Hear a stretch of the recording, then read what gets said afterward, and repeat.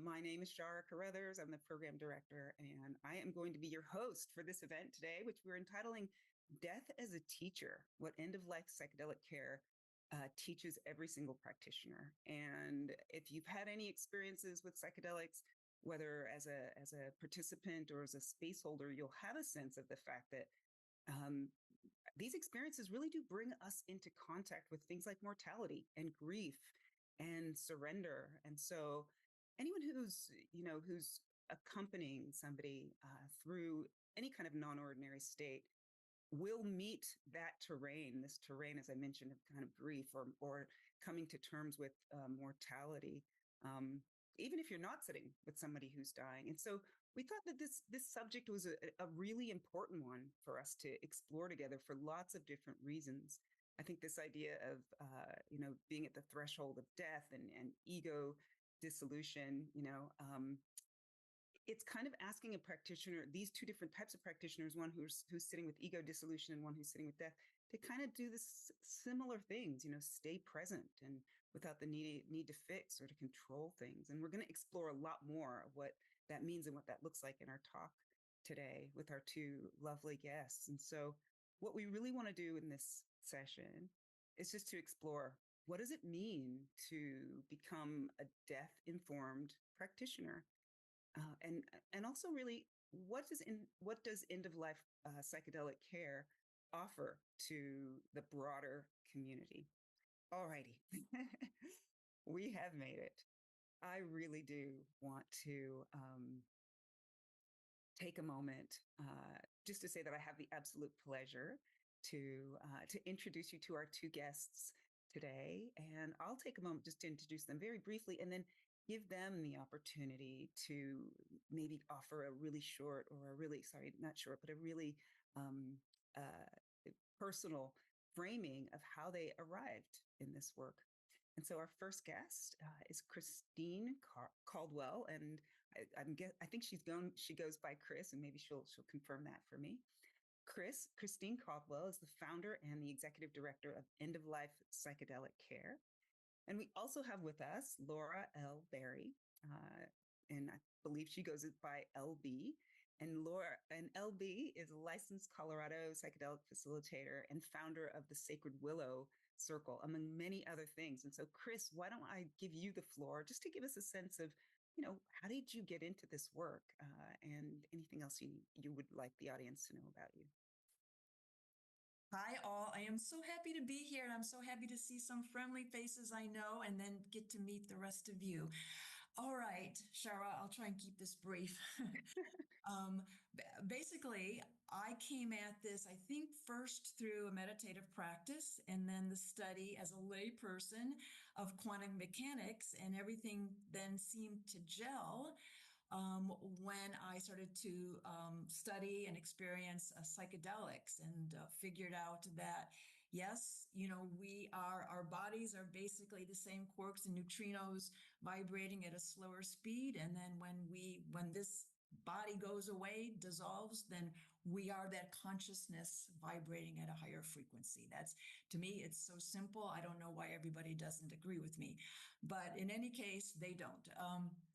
I also owned and operated a home healthcare agency, 250 clients, and that really taught me how to care about and care for adults as they aged in place. And so I just know when I started to study psychedelics, and I go, yeah, it took me a while, but I figured, I know what I'm going to do. I'm going to launch a nonprofit. Fantastic. Thank you for all of that. And I'm sure we'll get to know more about some of the details that you mentioned there as we dive into our conversation. LB, I'm handing the floor to you. Please share a little bit of your background with us. Excellent, and welcome everyone. Honored to be here. And so I've spent a couple decades actually in hospice. Started out as a hospice chaplain and then moved in more into education of facilities and the medical professionals about the use of hospice and getting folks onto hospice in a timely manner so they could get the benefit from hospice. And I recently retired from full-time hospice work, but that really is to devote more time in the psychedelic space. So I do have a women's circle that I created, and I also am I work with Chris in one of her end of life psychedelic care programs and work one-on-one preparation, facilitation, integration that takes up a bit of time. And I'm currently getting my PhD in interdisciplinary psychedelic care. And I am really hoping to be able to influence legislation to include some of the sacred and the ceremonial and to honor the elders and the wisdom of the indigenous in the language of the legislation. Fantastic. Thank you both. And just to give the audience an idea of kind of where we'll take this conversation, there's so many different places we could go. And so what we'll want to do is just explore kind of the arc of this inquiry. And we want to start that with getting a sense for the landscape of psychedelic end of life care. What does it involve? What are we actually even talking about? And so Christine, I'd love to ask you, I'd love to start with you, for folks in our audience who might not be all that familiar with the field of end of life of psychedelic care. What is it? What is psychedelic end of life care? And why do you think it actually matters, especially right now? Well, it's my life, Shara. But we're here today to talk about death as a teacher and how a death-informed practitioner is much more widely should be much more widely available than just end-of-life psychedelic care. But for me, it means anybody who's been diagnosed with a life-threatening or a serious illness, and their mortality now is just smack dab in their face. Whereas for most of us, we can sort of push it off and not have to worry about it. And I love the fact that many of you have already begun your own relationship with what death means to you. But for many people, they have not. So that's what it means to me, not that you're at that very end of life. As far as the landscape, I'll try to make this really brief. Because a lot is going on from both the research standpoint as well as what I think of as real world applications. And so, in what I think of as the modern era of the research, which was UCLA and Johns Hopkins and NYU in the early 2000s and 2010s, we were studying patients with cancer. We were pretty much looking at anxiety and depression and, yes, existential distress. But fast forward to today, and I just absolutely love the fact that we're looking at a whole range of conditions, which are really important when, we talk about end of life in the context of how I defined it. And that includes, for example, Sunstone Therapies in Rockville, Maryland is doing a study with MDMA on couples where one of the dyad has a diagnosis of cancer. So they're really looking at relationships using MDMA. And many of you may know that before MDMA was scheduled, it was used as in couples therapy. So I think this is a really great breakthrough.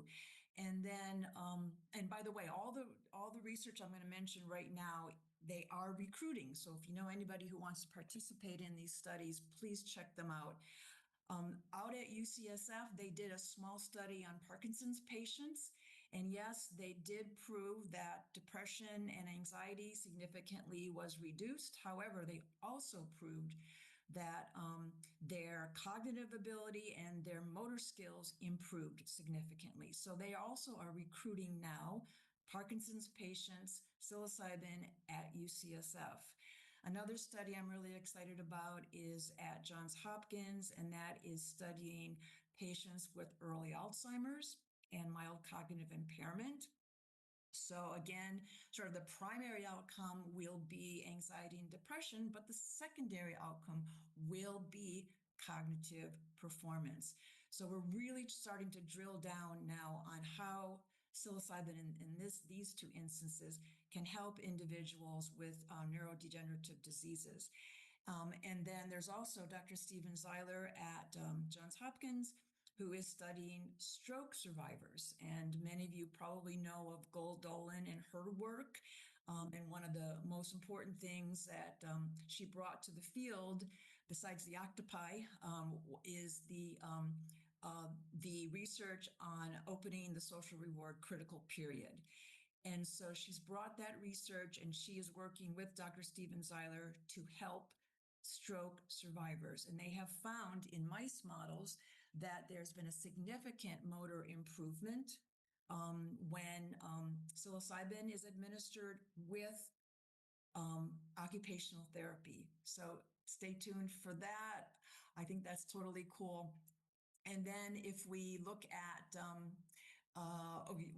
in the EU, there is PsyPal, and PsyPal is funded for a number of studies, and they also are expanding the disease conditions, looking at individuals with MS, ALS, atypical Parkinson's, and COPD, and looking at, again, the benefit that psychedelics might have, or in this case, psilocybin might have on anxiety and depression while looking at those secondary outcomes. In terms of real world applications, some of you may be familiar with the Survivorship Collective, and if you're not, I encourage you to Google it. They are a nonprofit who organizes group psilocybin retreats starting out in Oregon and then Colorado, and they'll be looking to the Netherlands down the road. But they have had great success in bringing cancer survivors and cancer thrivers together. And one of their next engagements is looking at the caregivers. So a real world application there. And in Canada, as you may know, since 2020, Health Canada has offered psilocybin therapy under a special access program. So a few hundred people, should be more, but nonetheless, a few hundred people have been approved for psilocybin therapy there. And Roots to Thrive is one of the sort of granddaddies, in a way, of offering that therapy with great deal of success, where every single one of their participants improved, and actually their lifespans, they outlived their earlier prognosis. So that's a really, really quick landscape. Wow. One of the things that thank you, first of all, just for all of that. I think it's really exciting to see just the breadth of, of research in all the various places around the world that kind of touch into this subject. One of the things that I was sort of noticing as you were talking about it is that, this idea that some of that early research kind of focused on anxiety for the individual who'd been given some kind of a diagnosis. But as I'm hearing you talk about various things and, the relational aspects, and even Roots to Thrive, who do a lot of work in community, I'm noticing how it seems like there's beginning, or perhaps there always has been, I don't know, I'm interested to hear your thoughts on this, on death as a community experience. It's not just the person who's dealing with this. There's impacts in the broader community. And I wonder, your thoughts on, why you think that matters, and maybe even how that as an idea might be informing the research that's happening currently, and maybe any research that might be happening in the future. Oh gosh, what a great question. And we know Roots to Thrive calls their program Community in Practice, Practice in Community. Anyway, it's folded into their program because it is important. But you remind me of, I've had the great pleasure of hosting a discussion with people who built death care communities. And there is a need. I think most of us here are from the West, where we have a medical establishment that has treated death as a failure. And there is people beginning to reclaim death as a sacred and dying journey, and to be something that happens in community. So yes, around the world. In fact, I had folks from Mexico and New Zealand and the US talking about death care in community, and they can be built. And I think that they are so important. And in relationship, well, Shara, we talk about this a lot. We exist in relationship. So whether we're alive or where we're facing our death. We exist in relationships. So it is clearly an important thing. And we might talk about this a little bit more later on, but when we talk about working with individuals who are closer to the end of life, we talk about making sure that they have a community that can support them. Because we as a facilitator, for example, you as a facilitator are not going to be there all the time. Yeah, that's for sure. I think that's a really important thing. LB, I'd love to hear your thoughts on some of this, and even from where you stand. What do you think is important for folks in the audience or practitioners in general to really understand about the field? Yeah, absolutely. And I really appreciate Chris's wisdom and knowledge regarding all of the science that is happening and the medical that's happening. Mm, I am aware of it, but really like to stay in the sacred and the spiritual and the holy and the relationship mm, piece of end of life and psychedelic care. But one thing that Chris talked about, which I think is really important, is that in the end of life space, making meaning mm, is almost more important than handling the symptoms and or managing symptoms at end of life, right? We've become very good at managing symptoms, and yet that has really surpassed the ability to just be with a human who is mm, dying, right? We are good at humans doing and lousy at human being.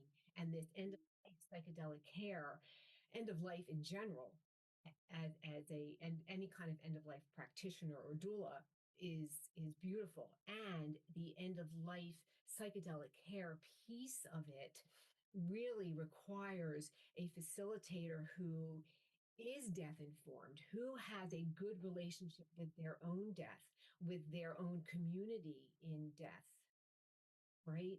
So mm, demands a different kind of comfort level, mm, not only for yourself with death, but and with your client or with the patient with death, but then the extended family and community that you may interact with at that end of life. And so what is the spiritual meaning? What is the existential crisis that possibly could be happening? And pure clinical training may not prepare someone for that aspect of it.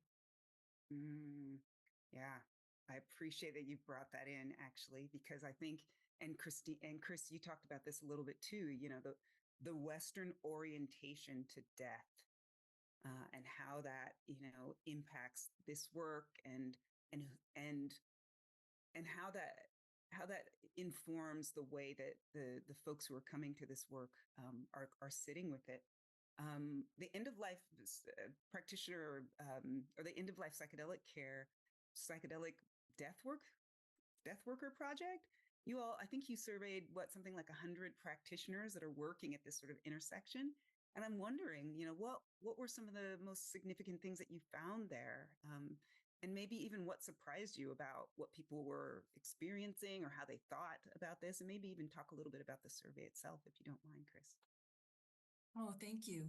Mm, Yes, so a University of Chicago researcher and I collaborated on this psychedelic death worker study, and we did have 100 responses to our mixed use survey, and then we interviewed 36 more individuals, psychedelic death worker, following that.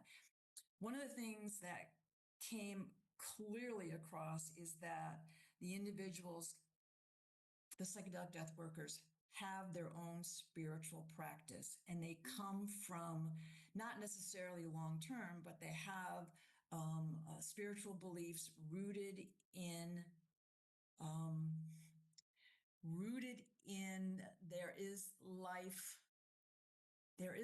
outside of our bodies. There is existence outside of our bodies. That's not a really good way of putting this. Many of them are Buddhists, as you might imagine. Many of them believe in impermanence.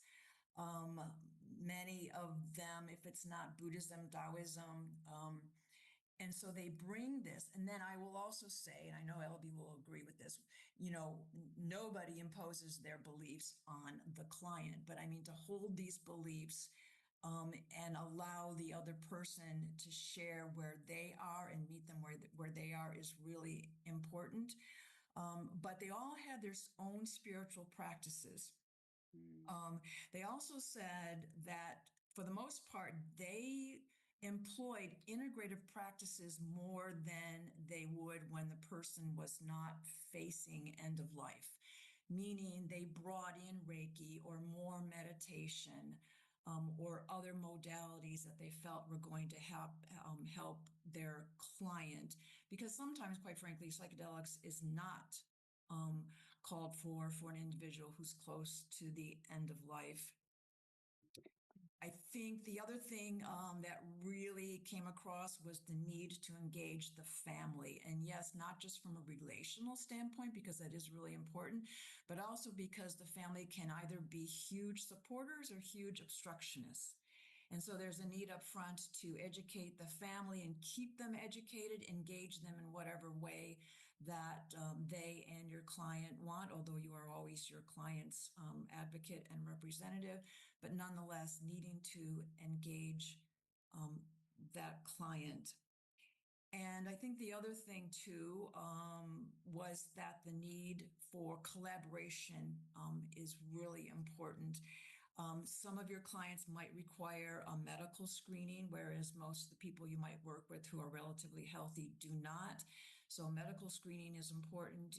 If you are a facilitator, you may want to have an end-of-life doula or a chaplain sit with you. If you're an end-of-life doula or chaplain, you might want to have a psychedelic trained facilitator sit with you. And in all cases, you might want to have a psychotherapist there, or if you are a psychotherapist doing the facilitation, that's great. I tend to think that the major intention for individuals toward the end of life is more of a spiritual focus than it is a psychotherapeutic focus, which is why one of the reasons why I founded End of Life Psychedelic Care was to bring chaplains and doulas into the conversation. Now I'm going off on a tangent. Sorry. We'll get there. Those are the basic things. That's fantastic. Thank you for that. I appreciate it. We will definitely dive into all of this. So I don't worry too much about going off on tangents. I think as I'm hearing you all and also just sort of seeing who's in the audience, I'm aware that, a lot of folks in our audience are probably not sitting with people who are dying. And, we've titled this session or this event, how end of life care, it kind of informs, practice. And at the outset, I did talk a little bit about that, these kind of parallels between, more traditional kind of psychedelic work and sessions, and that's the sort of end of life experience as well. And so I'd love to get your thoughts around, maybe just a kind of a way of us to kind of bridge that gap around, what does end of life psychedelic care really, how does that speak to psychedelic facilitation in general? I know, we talked beforehand, and I so love this question. A death-informed psychedelic practitioner, yes, I think we all should aspire. Okay, so why does this matter? First of all, I think understanding our own relationship with death is important. Why? Because it helps us understand life. And again, maybe I'm simplifying things too much, but understanding death helps us understand life. And yes, it helps us learn to let go.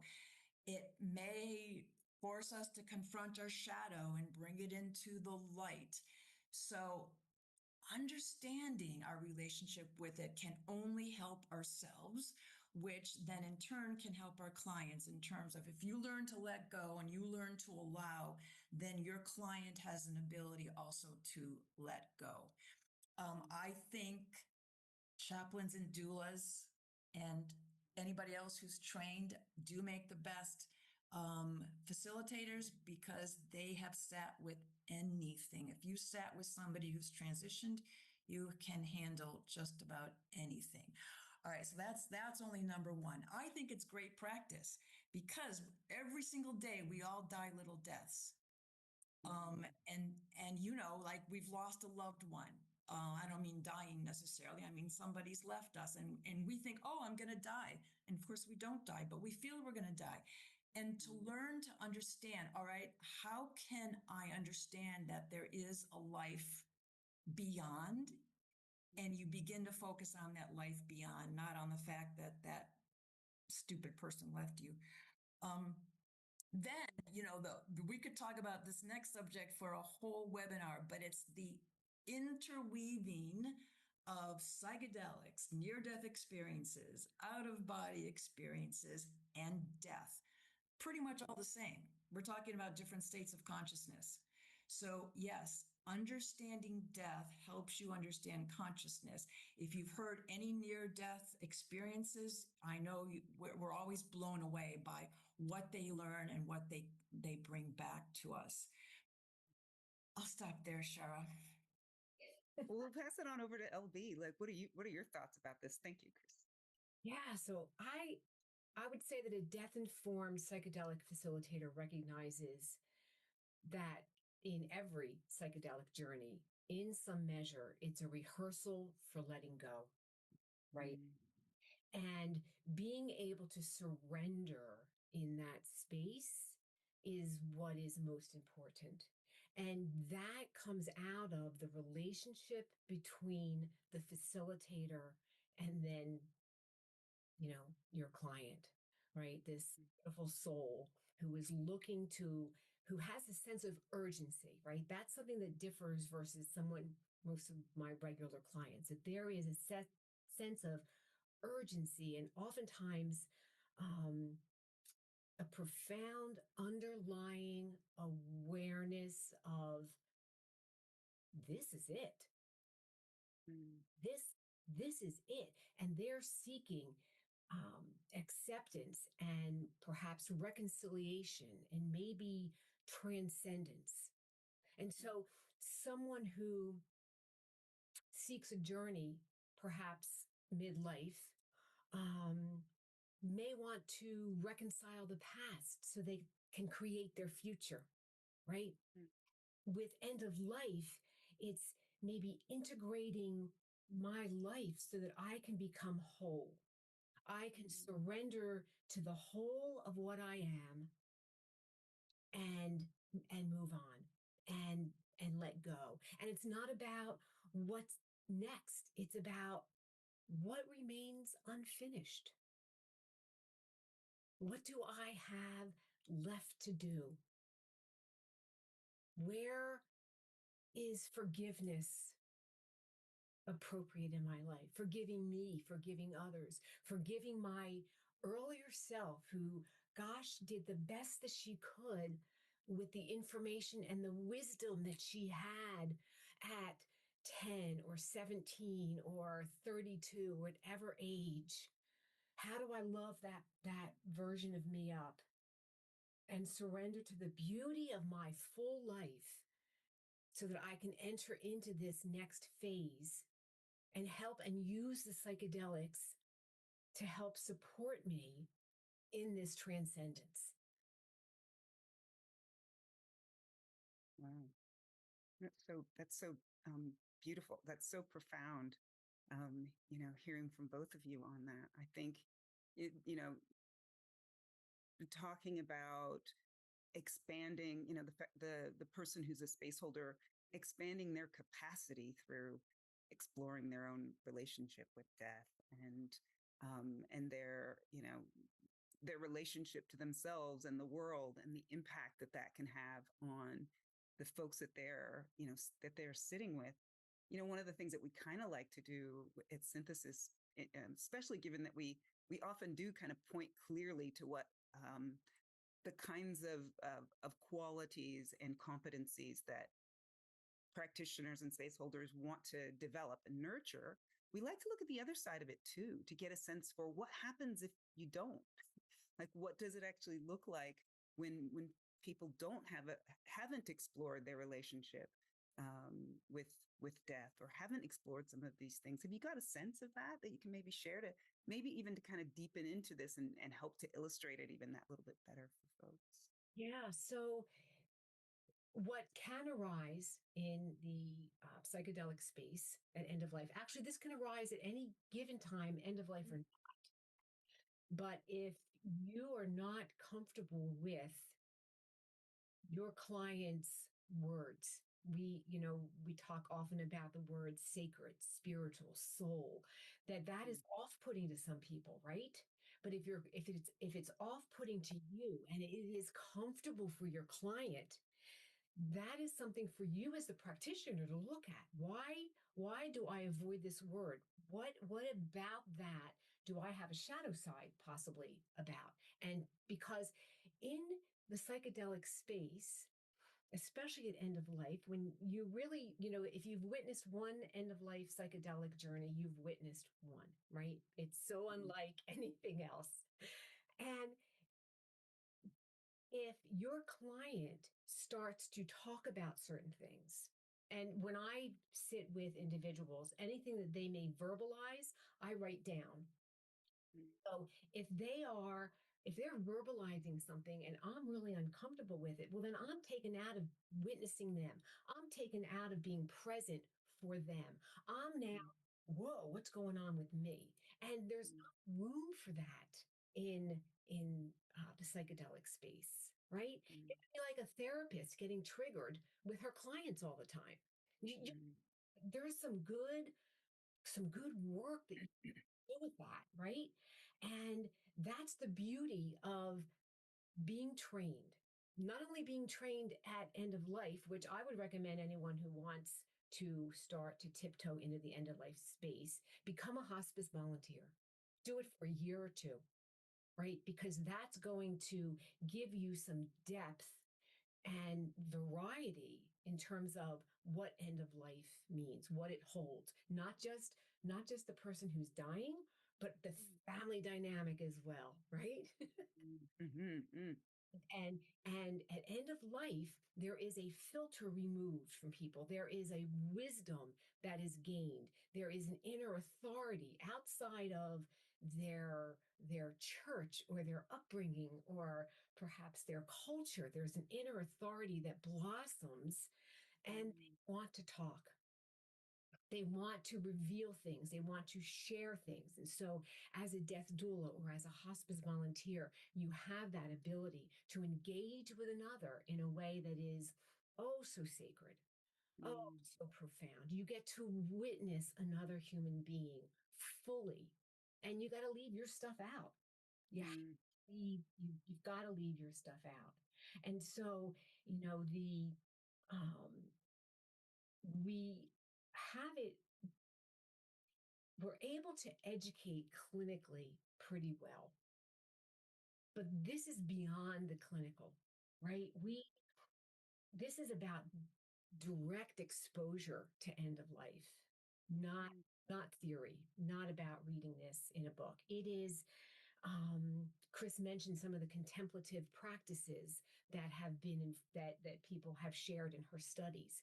That is so important, right? How do you connect with yourself? How, and it's not about getting a credential, taking this meditation class, right? It's not about the credential. It's about contemplative practice as discipline, so that there's an ability to support.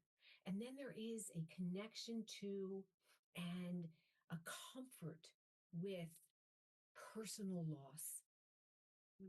And as hospice, there was one time I was with a gentleman at his bed, and he was dying. And it was my early years of being a hospice chaplain. And he wanted to hold my hand. And so as he put his hand out on his bed, I no longer saw this man and this patient. I saw the hand of my father who recently died. It was, it started to bring up emotion. I was totally unprepared for this, right?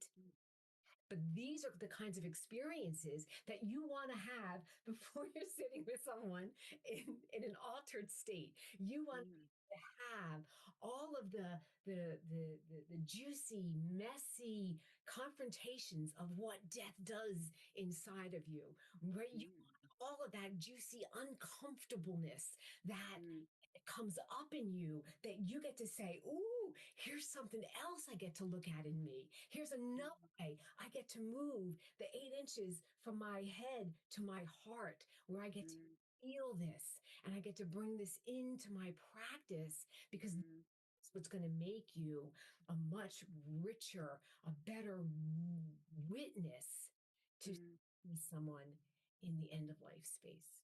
mm. Thank you for that. I really appreciate that. I think Can I I'm just add? imagining. Yes, please, Chris, No, please. Yeah. I just want to add because what Elby said was so important. Hmm. But I don't want to scare anybody off because we all start from somewhere, right? And if this is what you feel called to do, well, first of all, you don't have to sit with anybody who's at the end of life. You can sit with somebody who is recently diagnosed, and you begin to work with those types of individuals, and you begin to understand their needs and your reaction to them, as LB was saying, and you begin to do that work on yourself. I mean, I'm a big fan, I'm a lifelong learner. And so I always want to be learning more, but start somewhere if you feel called to this work. Don't be put off by it because you feel you need to have another year's worth of training. Mm-hmm. Mm. I think me to scare me off in my. More inspired, I think. That's actually a perfect. Go ahead. Sorry. Go ahead. That's a perfect segue to what I was actually going to ask next, which is, you know, we've named that folks, in the audience are, some folks may already be working with people who have been diagnosed, or who are moving, closer to their final days. And some folks aren't. And I wonder, what you might be able to share about how a person's, or a client, or somebody you're holding space for, how their proximity to mortality really can change what the work is asking for, or asking from a practitioner, a space holder. Have you got some thoughts on that? Just so people can kind of get a sense for it. Yeah, I'll let LB start and then I'll Cool. On this a little bit, but I like that we're going to go deeper with this. Um, the There's a different sense of urgency.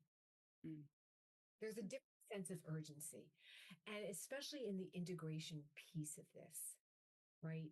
Where when you think you have all the time, right? Think about this in terms of like procrastination. When you have a paper due, if the teacher says, just get it in by the end of the semester, you can put it off to the night before, right? And oftentimes that's how we live our life. We can do it tomorrow. We can start it tomorrow. I'm going to meditate then. It's easier to put it off when you don't have kind of a ticking clock, right? And so there is this sense of urgency. And as I said before, it's kind of when someone gets this life-threatening diagnosis, it's like, okay, this is it. I now understand that, my time is limited. My time on earth here is limited, and I need to make the most of it. And so as a practitioner, when I'm dealing with somebody who is not facing end of life, sometimes the preparation phase can be a lot longer and extended over many weeks or perhaps months. I need to make myself available as a practitioner in a very different way if someone is facing end of life. And some of the protocols that I have if someone is facing end of life can differ. I had a client that it was much easier on this client for me to go to where she was versus having her come to where I was comfortable in my space, typically doing my preparation and journey. It didn't work that way. And so it's making yourself available fully to your client to whatever best serves their needs. And so some of the protocols that you may set up for yourself with a normal practice, normal psychedelic practice may differ, and it's all okay. And as flexible and open as you are to be present to witness this person who wants to become whole before they take their last breath, the better.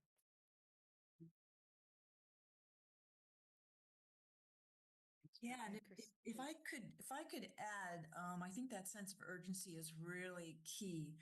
Um, but for somebody who's recently diagnosed, say with a cancer diagnosis, stage 4, it doesn't really matter, cancer diagnosis, then quite frequently they begin to experience debilitating anxiety, death anxiety, you could call it, or you could think of it that way. And so an individual's intention to turn to something like psilocybin or any other psychedelic may shift over time. So the initial intention might be, yes, I want to reduce this debilitating anxiety. And, for most people, we kind of hope that there are multiple journeys because if that is beneficial for that client. And so over time, that intention might shift. And there is the story of Thomas Hartle, the first Canadian to be approved for psilocybin therapy through that Health Canada program I mentioned. And he's a really good example. Between 2020 and 2024, before he passed, he had 7 psilocybin journeys, 3 sanctioned by Health Canada.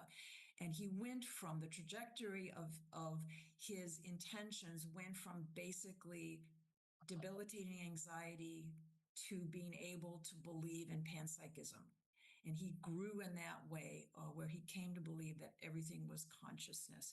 So, there can be a shift in intention, and hence maybe even the questions you ask or the questions they ask will shift. For example, recently diagnosed, I'm the matriarch. I can't let go. The kids will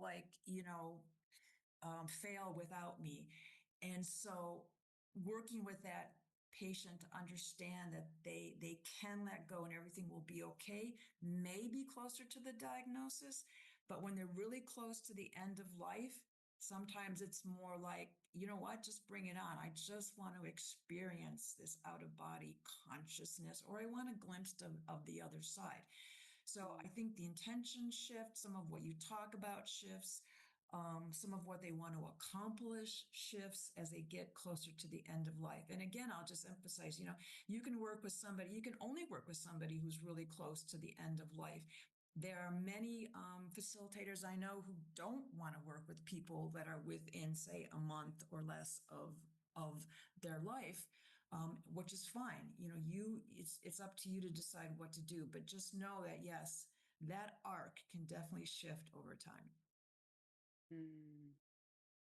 Yeah, I appreciate both of both of you have said here. Some really rich responses to this. I'm sat with thinking a little bit about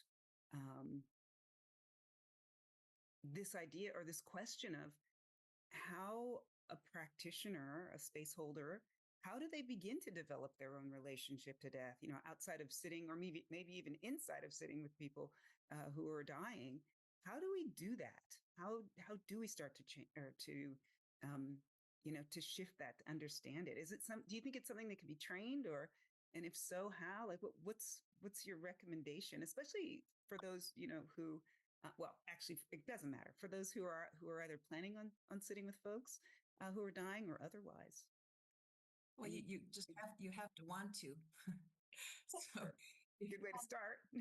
If you want to, then there are all sorts of ways, and you can study Buddhism if that's your path. You can just sit with yourself and get to know yourself, whether that's through using psychedelics or meditation or just sitting quietly in nature. Get to know yourself and what is important to you, what feels alive in you, what can you let go of. And yes, and you can turn to other other more formal activities. For example, I had mentioned before we got on the call that EOLPC just launched the Death Sangha. This is a contemplative community for people who do want to understand the relationship to death and dying.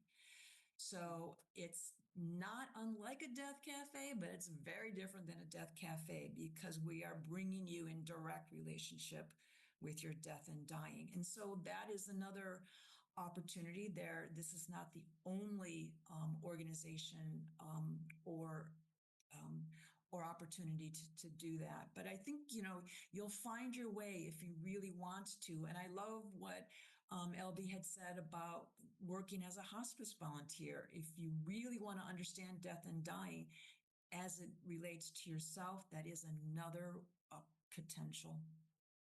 Mm-hmm, mm-hmm. Yeah, it's I I think that it is trainable, but not in the way that clinical skills usually are, right? There here is the and you want to comprehend and have an understanding of the death process anyway, and that's going to be up here. But it's impossible, I think, to fully understand death when we're not faced with it. And so, but we get to play with what we have lost, what death has exposed to us, right? Deaths of others, deaths of a furry family member, right? Sometimes it's easier. I've in my practice, I have people who are more easily able to express the depth of the loss of their dog than perhaps a family member, right? So what did you grow up with? What was acceptable for death? And so you get to dig as deep as you can. And again, as Chris said, if this is calling to you, it's calling, right? It's going to flow. It's going to line up how you can help to prepare yourself and give yourself grace, because it's not clinical preparation. And so there's not a training and there's not a one size fits all that can, because your heart differs than anybody else's heart. Your experience differs than anyone else's experience.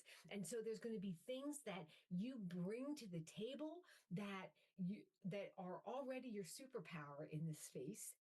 And there are things that are a little bit of, kryptonite, and you're going to have to figure out what that looks like.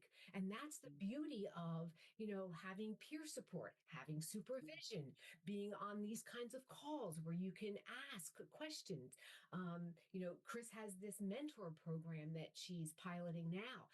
That's a beautiful way for interdisciplinary folks to get together and discuss. I'm strong in this area, but boy, this has been a blind side for me. And it is that being authentic with yourself and what your strengths are, and being open to learning about whatever it is that you're not yet qualified in, or you're not an expert in, or you're not skilled in, because this is the juicy messiness of humanity we get to witness, that we get to participate in, and you and to take access to the trainings and the online free things that Synthesis offers, right? Engage in the conversations, tiptoe into being okay with not fixing, because in life there's nothing to fix. Okay with not. You could start with, whatever family gathering is coming up and not fixing anybody. Witnessing and notice your uncomfortableness, your wanting to interject something, right? Sit with that as a way to say, okay, where do I start with not fixing, right? There's so many opportunities here, but it's important to give yourself grace, because if this is a calling, which it seems like it is, because you've got this beautiful curiosity, you're on this program here. You've got this beautiful curiosity. Let it unfold as it unfolds, and don't Mm, be an expert in everything all at once. mm. I appreciate the themes around uncertainty and surrender, and your relationship with consciousness, family, yourself. I appreciate you pointing to those things as things that people might not necessarily even be thinking about in terms of examining or exploring their relationship with death. We've got a bunch of great questions that have come in from the audience, and I want to shift us over to those questions, give us an opportunity to dive in and put some of those to you. So let's dive into some of the questions. This one, we'll start with this one, which is, seems like a really juicy one. They all are, honestly, and I don't know if we'll have time to get to all of them, but this one is from Andy Bernstein, and he's asking, what are your thoughts about the difference between clients for whom psychedelic care might be valuable in contrast to those for whom it's not advised or even just not that important? I know there was some mention of that. Maybe Chris, Chris, is that something you want to respond to, or? Yeah, yeah. Well, I think our role is to help individuals come to terms with their death and dying in whatever manner that is important to them. It's not about serving psychedelics. And so one of the things we talk about and train on are the other methods that can alter, I say alter, I don't think I like that word, change the state of consciousness. And that could include drumming, that could include meditation, that could include Reiki.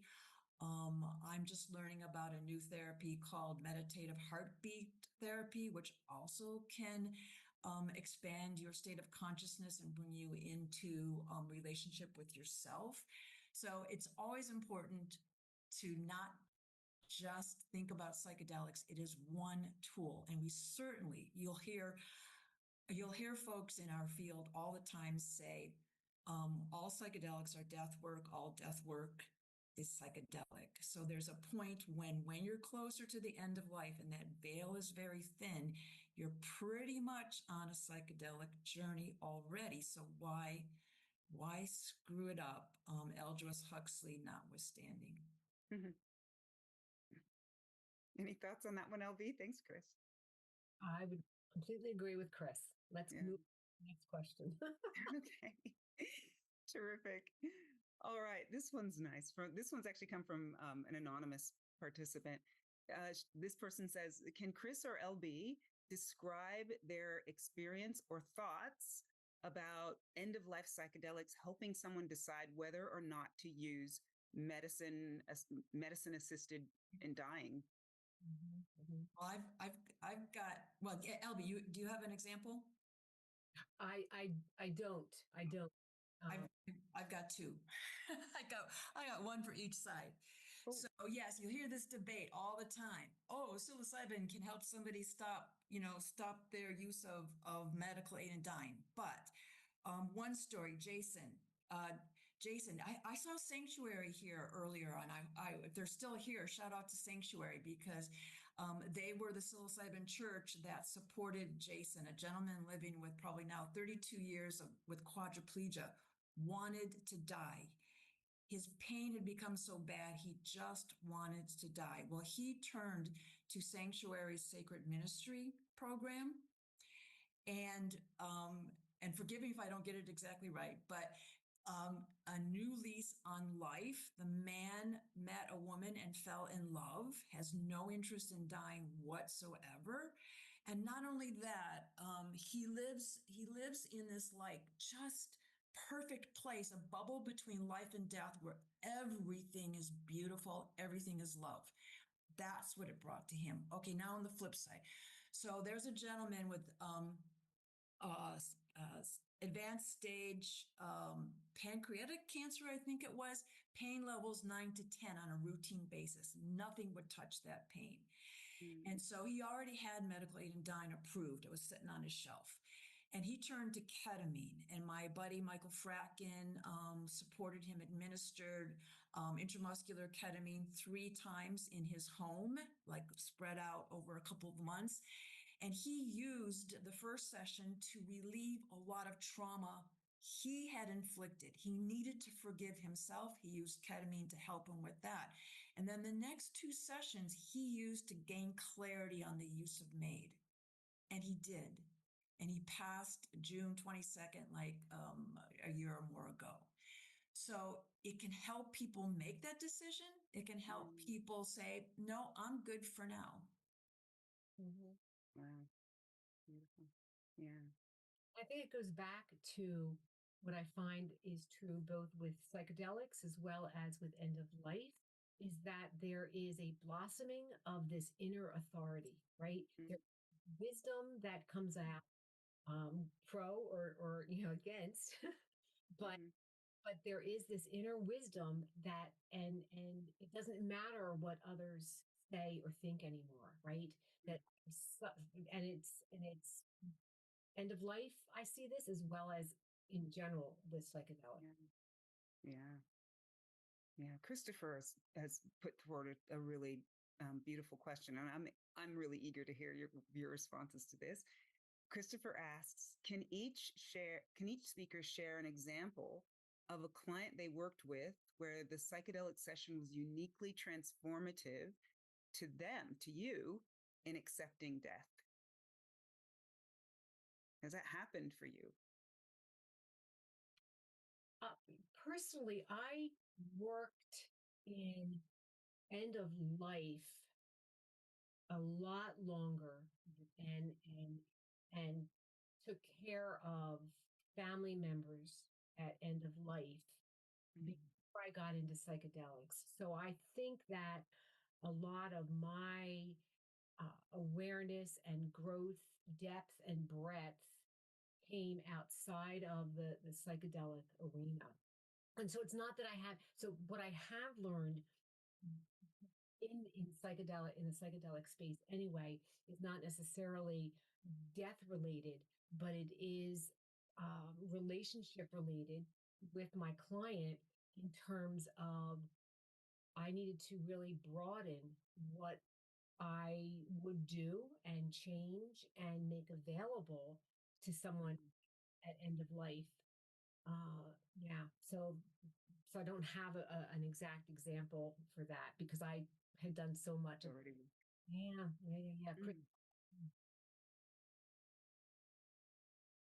Oh wait, Chris, you're muted. Hold on. Okay, thank you. As the founder, executive director for the End of Life Psychedelic Care, I don't necessarily sit with clients. Perhaps I could quickly share my own story with ketamine, where I felt it was the most transcendent experience I've ever had. I existed in a sort of, if ever any of you seen the fabric of the cosmos, the fabric of the universe, I existed in that fabric, and I was whole, complete, and felt loved. And at that point, it just reinforced what I had said up front, that I already understood us to be living in a field of consciousness. Um, Physicists have just not discovered it yet. So that's where I was, and I felt transported, and that's where I plan to be for a long time. Thanks for that. We do have time for a couple more, so I'll keep coming. I'll keep coming with the questions. Greg asks, how would you recommend someone brand new to the arena of end of life to enter this field and understand the types of career trajectories available in this space? Any thoughts on that?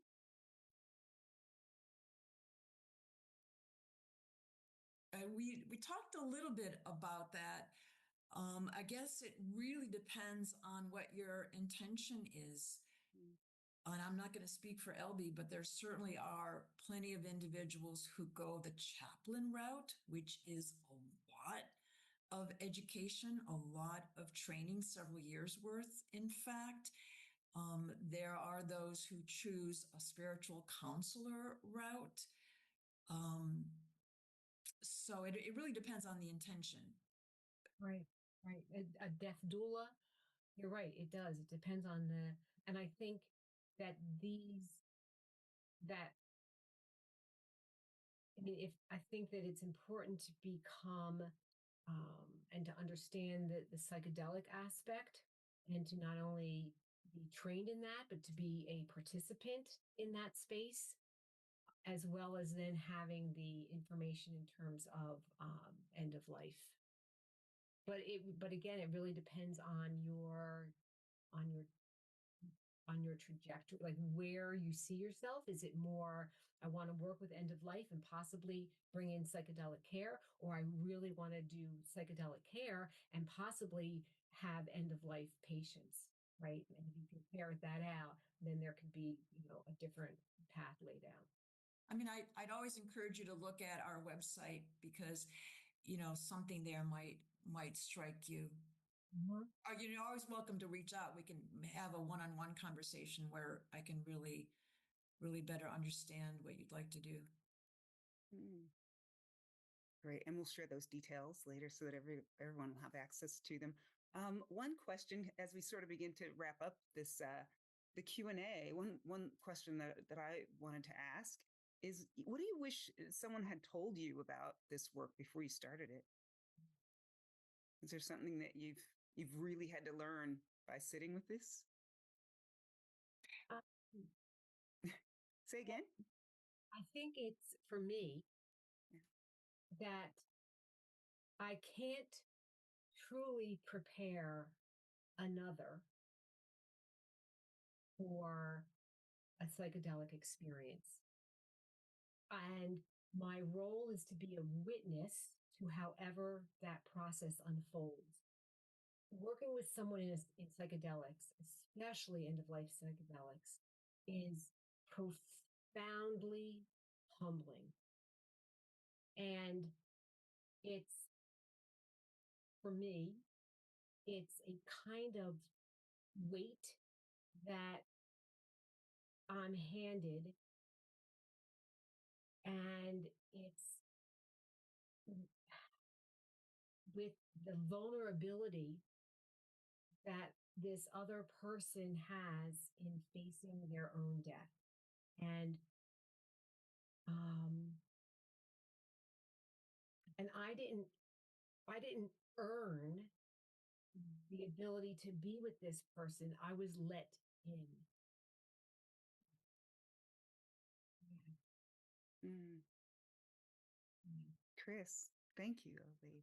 Thank you so much, Chris. That is just so beautiful, LB. My response comes from my background, and it's going to be very different. In owning a home healthcare agency, taking care of our clients, we took care of their physical needs, sometimes on limited basis their social needs, because our home healthcare aides became their social fabric. What I wish I could do then was bring in psychedelics, train our home healthcare aides, and train our aides on mindfulness practices. And I just think it would be so different to be able to have those tools at our disposal. So if any of you are inclined to do that kind of work, or whatever it is you're doing, where you can bring these tools in, yeah, do it. Mm. Fantastic. Thank you both. Before we wrap, I want to give you a brief moment just to share with the audience any offerings you've got, or anything that, or any way we'll put into the chat your contact details. But if there's anything that you're working on or you're offering at the moment, just a brief moment to share any of that with the audience. How about you, Chris? What have you got? What's happening? Well, so I just put the website address in the chat so anybody can reach out to me there. Got lots of free videos. When I talked about Jason, Jason was on a panel discussion with me. Thomas Hartle, we had a great conversation. So a lot of good videos, a lot of good classes, a lot of free online events coming up. So yeah, just check it out and reach out to me if you'd like to talk some more. Thank you. Yeah, LB. Specific offerings. However, I am familiar with the mentor program that Chris offers through her website. And so, if that's something that speaks to you, if you're already kind of playing around in this field and you want to talk to somebody about it, I can talk to you as well, being a mentor in the program. And I'm also a graduate of Synthesis Institute. So, if you want some other nitty gritty detail, I can make myself available, to talk to you about what that program was like. Yeah, and there's the synthesis. The interesting thing about synthesis, which I think I bring to this space is, and even with Chris's space, is that they look at things through different wisdom lenses. And so, just in like end of life and psychedelic care, there are things that are really wonderful to engage with and I love.